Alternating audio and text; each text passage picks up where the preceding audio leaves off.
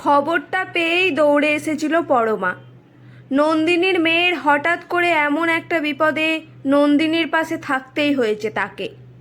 College থেকে ফেরার পথে এক বাইকের ধাক্কায় এমনভাবে হাতে চোট পেয়েছে যে ডাক্তার বলেছেন শুধু প্লাস্টার করলেই হবে না, হাতে প্লেট বসাতে হবে। নন্দিনীর সাথে অপারেশন থিয়েটারের পাশে বসেই পরমা লক্ষ্য করল জয়িতাকে। চোখ মুখ ভার করে একজন ডাক্তারের পিছন পিছন ছুটে চলেছে। সেই ডাক্তারের চেম্বারে ঢুকে কিছুক্ষণ কথা বলার পরেই আবার বেরিয়ে আসে। তারপরে ছুটে যায় সেই ফ্লোরের ইনভেস্টিগেশন কাউন্টারে। সেখানে একটি মেয়ের সাথে কিছু কথা বলে প্রিয়মান হয়ে চলে গেল। অনেক বছর বাদে আজ আবার জয়িতাকে দেখতে পাওয়া তার। জয়িতার চিন্তিত মুখটা পরমার মনের মধ্যে কোথাও একটা সুখের সঞ্চার করেছে যেন। জীবনে তার সবচেয়ে বড় শত্রু বলতে যদি কেউ থাকে তবে সে জয়িতা। জয়িতার চোখের জল দেখতে পাওয়া তার যে কতদিনের প্রার্থনার ফল সে শুধু সেই জানে। নন্দিনীকে বসতে বলে পরমা এগিয়ে গেল সেই মেয়েটির দিকে। তার কাছে গিয়ে জানতে পারল জয়িতার একমাত্র মেয়ে সিঞ্চিতার দুটো কিডনি নাকি নষ্ট।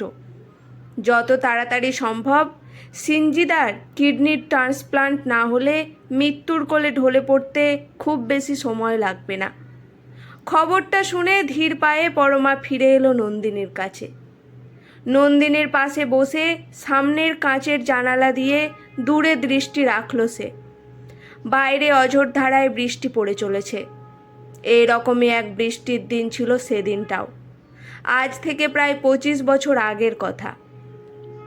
এই রকমই এক বৃষ্টির দিনে সুনন্দ পরমাকে জানিয়েছিল জয়িতার কথা। জয়িতাকে ছাড়া যে সুনন্দর জীবন অচল তা স্পষ্টভাবে জানাতে একটুও লজ্জা পায়নি সুনন্দ। তখন সুনন্দ পরমার প্রায় 5 বছরের বিবাহিত জীবন, প্রিয়দর্শিনী তখন 3 বছরের মেয়ে। সুনন্দর সেদিন আকস্মিক অমানবিকতার আঁতকে উঠেছিল পরমা, কিন্তু নির্লজ্জের মতো সুনন্দ তখন বলে চলেছিল, আমি তোমাকে বিয়ে করেছিলাম বাবার ভয়ে। তোমাকে বিয়ে না করলে পৈতৃক সম্পত্তি থেকে আমাকে বাদ দিতেন বাবা। তোমার সাথে আলাপ হওয়ার আগেই জয়িতার সাথে আমার প্রেম ছিল, কিন্তু জয়িতাকে বাবা পুত্রবধূ হিসেবে মানতে চাননি বলে আমাকে ত্যায্য পুত্র করার হুমকি দিয়েছিলেন। তাই তোমাকে চুপচাপ বিয়ে করেছিলাম। কিন্তু তোমাকে বিয়ে করার পরেও জয়িতাকে ভুলতে পারি না আমি। ততদিনে অবশ্য জয়িতারও অন্যত্র বিয়ে হয়ে যায়, কিন্তু আমরা একে অপরকে কিছুতেই ভুলতে পারিনি।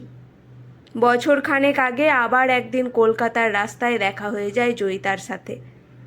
জয়িতা তখন একটা 1 বছরের সন্তানকে নিয়ে দিশেহারা বিধবা। নিজের ভালোবাসাকে কষ্টে থাকতে দেখতে পারিনি আমি। জয়িতা আমার জীবনে ফিরে আসতে চায়, বলে তুমি ছাড়া আমার কপালে সুখ নেই সুনন্দ। তাই তো বিয়ে করেও সুখী হতে পারলাম না। তোমায় ভুলতে পারিনি বলেই স্বামীকে উজাড় করে ভালোবাসতে পারিনি। তাই তো ঈশ্বর তাকে নিয়ে গেল আর তোমাকে ফিরিয়ে দিল আমার জীবনে। আমায় আর কাজ ছাড়া করো না তোমার, তাহলে এবার বোধহয় আর বাঁচবো না আমি। সেই মুহূর্তটাকে ধরে রাখতে জয়িতাকে নিয়ে উঠলাম এক হোটেলে। মিলন হলো আমাদের, যা আমাদের বহুদিনের কাঙ্ক্ষিত ছিল। তারপরেই আমরা ঠিক করি জয়িতাকে বিয়ে করব। ভাবা মাত্রই রেজিস্ট্রারের সাথে দেখা করে বিয়ের ব্যবস্থা করি। প্রায় 8 মাস হয়ে গেছে আমরা আইনত স্বামী স্ত্রী। আমার এক ভাড়া করা বাড়িতে থাকে জয়িতা আর আমাদের ছোট্ট সিঞ্চিতা। আমি অফিসের কাজে বাইরে যাওয়ার নাম করে মাঝে সাঝে সেখানে গিয়ে থাকি। এত দূর বলে সুনন্দ থামে।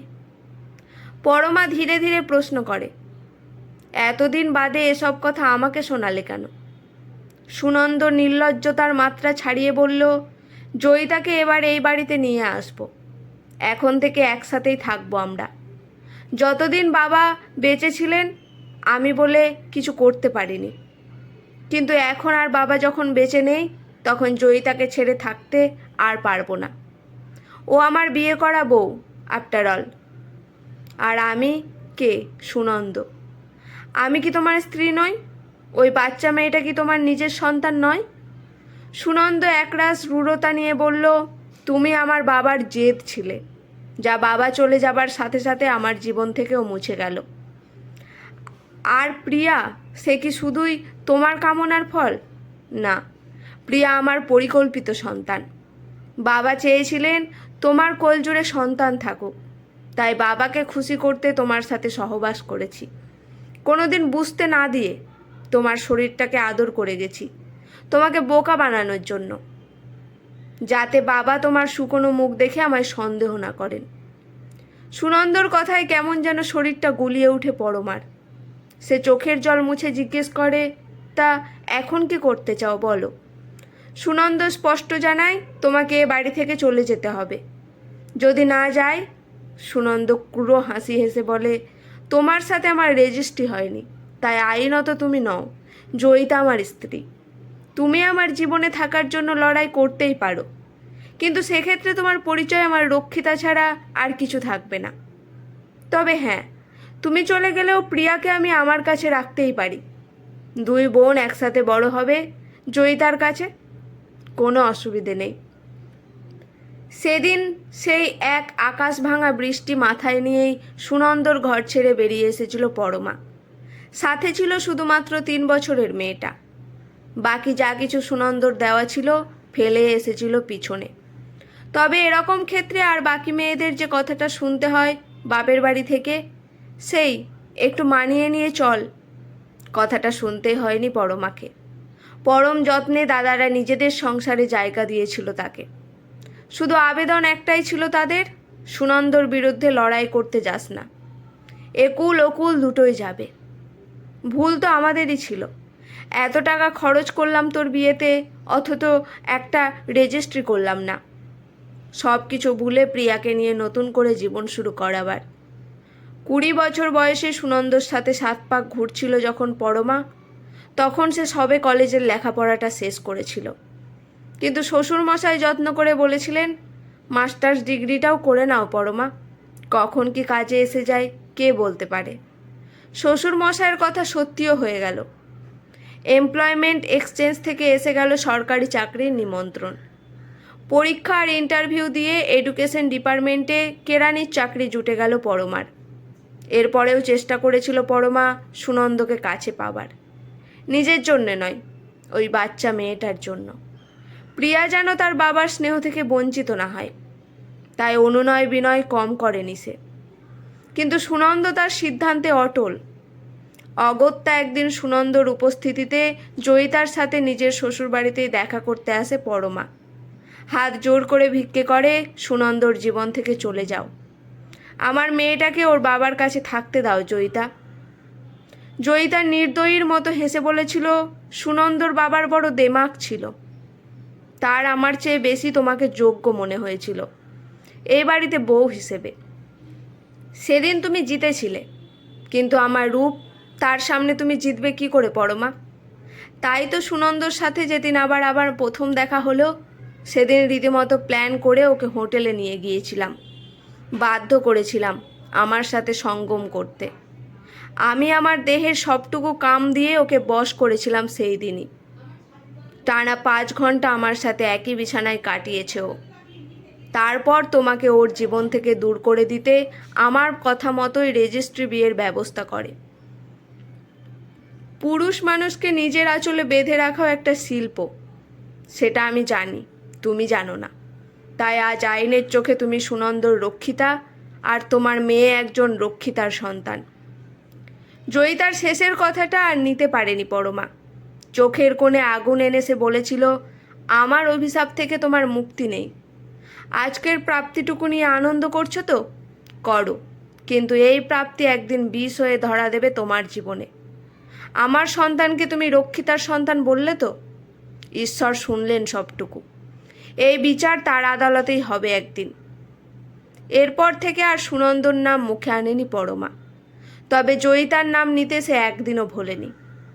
রোজ স্নান করে ভগবানের সামনে মাথা নুইয়ে সে একটাই প্রার্থনা করত, তুমি যদি সত্যি হও তাহলে এ পাপের বিচার করবে তুমি। আমি জয়িতার চোখের জল দেখতে চাই ভগবান। ও কষ্ট পেলে, ও কাঁদলে, তবে আমার জীবনে সুখ আসবে। আমার শত দুঃখের একটাই উপশম, জয়িতার চোখের জল।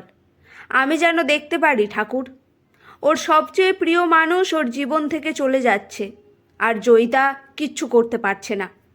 এই 25 বছরে এমন একটা দিন যায়নি যেদিন পরমা জয়িতার সর্বনাশ চেয়ে, জয়িতার চোখের জল দেখতে চেয়ে প্রার্থনা করেনি। আজ এত বছর বাদে জয়িতাকে কাঁদতে দেখে মনের কোণটা খুশিতে কেন ভরে উঠল না, বুঝতে পারল না পরমা। নন্দিনীর মেয়েকে বেডে দেওয়ার পরে নন্দিনীরা সবাই বাড়ি ফিরে গেল।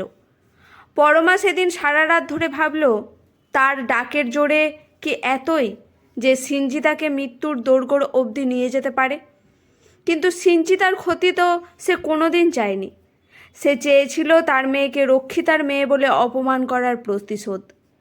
কিন্তু সে প্রতিশোধ কি কারো প্রাণ কেড়ে নিতে চেয়েছিল? তা তো নয়। এমন সময় প্রিয়দর্শিনীর ফোন আসে। রোজ এরকম রাতেই ফোন করে সে, কারণ সে এখন হার্ভার্ড ইউনিভার্সিটিতে রিসার্চ করছে।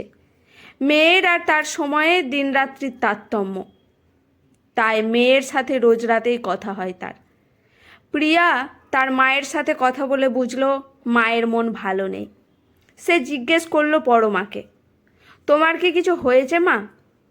পরমা অন্য মনস্কতায় বলে, একজনের পাপের ফল কি আরেকজন ভোগ করে রে? প্রিয়া স্বাভাবিকভাবে বলে, সে তো জানি না মা, তবে দিদুনকে বলতে শুনেছি এ জীবনের কর্মের ফল নাকি এ জীবনেই ভোগ করে যেতে হয়। তোর বাবার কথা তোর মনে পড়ে প্রিয়া? যে মানুষটা পৃথিবীতেই নেই তাকে কেন মনে করতে যাব মা? আর সে আমার জীবনে ছিলই বা কতটুকু? বাবা বলতে যেটুকু স্মৃতি আছে সেটা তো শুধু তার শ্রদ্ধাদি পালন করা। আমার কাছে বাবা বলে আর কিছু স্মৃতি আছে? পরমার মনে পড়ে এক যুগ হয়ে গেছে সেই প্রতারক মানুষটা পৃথিবী ছেড়ে চলে গিয়েছে। তার চলে যাওয়াতে এতটুকুও কাঁদেনি সেদিন পরমা, শুধু যন্ত্রের মতো নিয়ম রক্ষা করেছিল। সুনন্দ মরে গিয়েও জয়িতাকে মেরে যায়নি। তার চাকরি, প্রভিডেন্ট ফান্ড, গ্র্যাচুইটি, বাড়ি, সম্পত্তি, ব্যাংক ব্যালেন্স সব কিছুর উত্তরাধিকারী করে গেছে জয়িতা ও তার মেয়েকে। নিজের মেয়ের জন্য ফুটো করিও রেখে যায়নি। প্রিয়া পুরো 100% স্কলারশিপ নিয়ে পড়তে গেছে, তবুও তাকে এত দূর নিয়ে আসতে কম মাথার ঘাম ফেলতে হয়নি পরমাকে। তখনও ঈর্ষায় হোক বা জয়িতার কাছে হেরে যাওয়াতেই হোক, মনে মনে জয়িতাকে সর্বসন্ত হওয়ার মনোকামনাই করেছিল সে। সেই রাতে মেয়ের সাথে খুব বেশি কথা বলল না পরমা। পরের দিন সিঞ্চিতার ডাক্তারের সাথে দেখা করে জানল মেয়ের চিকিৎসা করাতে গিয়ে জয়িতা নাকি প্রায় সর্বসন্ত হয়ে গেছে, এমনকি মাথার ওপরের ছাদটাও বিক্রি করে দিতে হয়েছে। কিন্তু তবুও বোধহয় শেষ রক্ষা হবে না। খুব তাড়াতাড়ি একজন কিডনি ডোনার না পেলে হয়তো আর সিঞ্চিতাকে বাঁচানো যাবে না। ডাক্তারের সাথে কথা বলে মনের মধ্যে কোথাও একটা সন্তুষ্টি অনুভব করলো পরমা। দীর্ঘ 25 বছর ধরে যে মনোবাসনা সে করে গেছে, ঈশ্বর তা অক্ষরে অক্ষরে পূরণ করেছেন। প্রিয়ার হকের যা কিছু জয়িতা কেড়ে নিয়েছিল, তার সব কিছু আবার ঈশ্বর কেড়ে নিয়েছেন ওর থেকে। এর থেকে বড় স্বস্তি আর কি আছে তার? ঈশ্বর তাকে যুদ্ধে জয়ী করে দিয়েছেন, এই তার পরম প্রাপ্তি। ডাক্তারের সাথে আরও বেশ কিছুক্ষণ কথা বলে নার্সিংহোম থেকে বেরিয়ে এলো পরমা। দিন দুয়েক বাদে প্রিয়ার সাথে ফোনে কথা বলার সময় পরমা বললেন, বেশ কিছুদিনের জন্য বাইরে যাচ্ছি, যদি কথা বলতে না পারি তাহলে মেল করে দেব তোকে, মেলটা চেক করে নিস। তারপরে প্রায় দিন 5 কোনো কথা হলো না প্রিয়ার সাথে পরমার। একদিন হঠাৎ করে পরমার মেল এলো প্রিয়ার কাছে। তাতে লেখা আছে, তোকে না জানিয়ে একটা কাজ করতে চলেছি, আগে থেকে বলিনি, যদি তুই আমায় বাধা দিস সেই ভয়ে। তোর কথা ফেলতে পারতাম না যে, কিন্তু এই কাজটা না করলেও যে নিজের কাছে নিজেই ছোট হয়ে যেতাম। কদিন আগে জয়িতাকে দেখলাম, ওর মেয়ের জন্য ছুটে বেড়াচ্ছে। একটা কিডনি না হলে যে ওর একমাত্র মেয়েকে বাঁচানো যাবে না। তোর ভাগের যে সম্পত্তি জয়িতা কেড়ে নিয়েছিল, তার সবটুকু বিক্রি করেও মেয়েকে সুস্থ করতে পারেনি। সারা জীবন ঈশ্বরের কাছে জয়িতার চোখের জল দেখতে চেয়ে প্রার্থনা করেছি আমি, কিন্তু কোনোদিন এটা চাইনি যে ওর সন্তান অকালে ঝরে পড়ুক। আমার ডাকের এতটা প্রাবল্যও আমি চাইনি। কিন্তু যখন অনর্থ ঘটেই গেছে তখন ভাবলাম আমাকেই সব কিছু ঠিক করতে হবে। তাই ডাক্তারের সাথে কথা বলে নিজের মেডিকেল টেস্ট করিয়ে যখন দেখলাম সিঞ্চিতাকে আমি আমার একটা কিডনি দিতে পারবো, তখন মনস্থির করেই ফেললাম জয়িতাকে আমার অভিশাপ থেকে মুক্ত করার। আমার আর তোর সাথে হওয়া অন্যায়ের শাস্তি যখন জয়িতাকে ঈশ্বর দিয়েই দিয়েছেন, তখন বোধহয় এবার আমাদের ওকে ক্ষমা করে দেওয়াই উচিত। তাই ওর সন্তান যেন ওর বুকে থেকে যায়, তাই এমন সিদ্ধান্ত নিলাম। জানি না আমার এমন সিদ্ধান্তে তুই রাগ করবি কি না, কিন্তু এটাও কি কম প্রাপ্তি বল?